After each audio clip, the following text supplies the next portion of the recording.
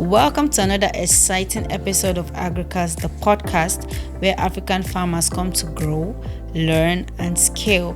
I'm your host, Deborah Ike, and today we continue our powerful August series from subsistence to scale, growing beyond family farming.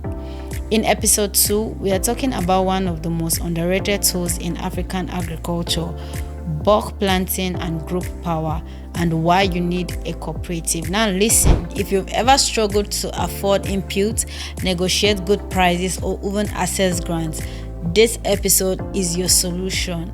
By the end of this episode, you will learn why cooperatives are changing the game, how bulk farming increases profit, and how you can join or start one right from your village. Okay, let's be real. Farming in Nigeria is hard. It's even harder when you're alone. You want to buy fertilizer, but the price is crazy high. You want to sell your maize, but the market price is unstable. You try applying for a grant, but they ask for farm records and group registration.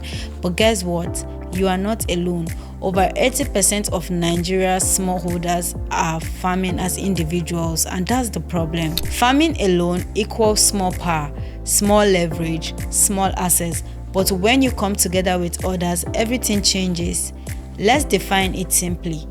A farm cooperative is a group of farmers who come together to buy inputs as a group, sell produce in bulk, apply for loans and grants together, share tools, training, and opportunities. Imagine 50 cassava farmers in a community. Instead of buying fertilizer individually, they buy as a unit at wholesale price. Instead of selling tubers in bits, they sell in tons to processors. Now that's cooperative power. Let me tell you about the Young Green Farmers Initiative in Ogun State. It started with 7 friends, all under 30. They were tired of struggling to grow vegetables in isolation. They pooled their savings and registered as a cooperative. Within 6 months, they were buying seeds 40% cheaper. They rented a 10-acre farm jointly.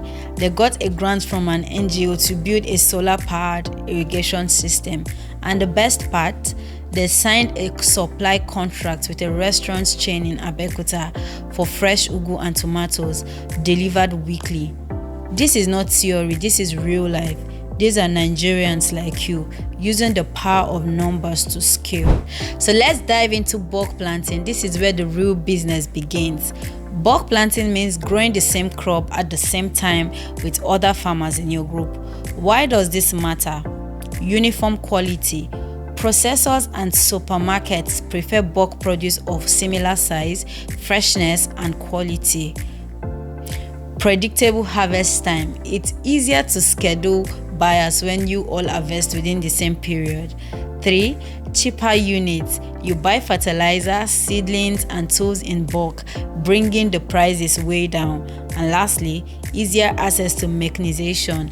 You can now rent tractors and sprayers for your entire group instead of waiting for your turn. Imagine what would happen if 100 farmers in Benue planted soybeans together and sold it as a 30-ton lot to an international buyer. That's serious business, and guess what? That's already happening through cooperative in places like Kaduna, Nasarawa, and Ebonyi. Now here's the real kicker. Most grants, loan schemes, and empowerment programs are not designed for individuals. They are designed for groups, especially registered farmers cooperative. Why? Because these groups are easier to monitor, more likely to repay loans, more structured in their activities. So if you are struggling to get funding, the solution might not be more hustle. It might be joining a structured group. Many coops even have internal savings schemes like mini microfinance setup to help members invest in their farms. Let's take a quick voice message we got from Idris in Kebbi State. Madam Deborah, my friends and I want to form a rice cooperative, but we don't know how to register or where to start. Idris, thank you for this. Here's a quick checklist for you and for everyone listening. 1. Start with at least 5 to 10 serious farmers. 2. Agree on a common crop or project. 3. Draft a constitution, rules, leadership, and saving models. 4. Register with your local state Ministry of Agriculture or cooperative society department. 5. Open a joint bank account. And lastly, apply for grants, input, or partnership together. And to address something important, some farmers are scared of cooperative. They say, what if they cheat me? What if the leaders are corrupt? I prefer to suffer alone than fight in a group. I hear you. These are valid concerns, but here's my advice. Don't join every group. Join very serious ones. Vet the leadership. Attend meetings. Ask questions. Start your own if needed, with transparency and honesty.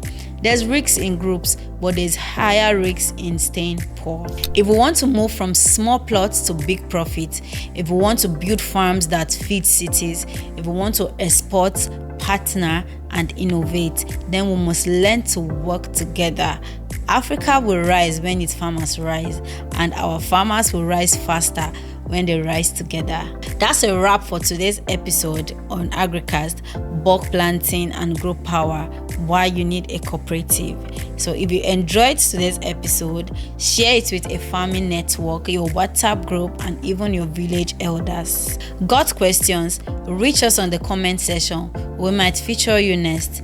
I am Deborah Ike, your host, signing off. Keep farming, keep rising, keep building together.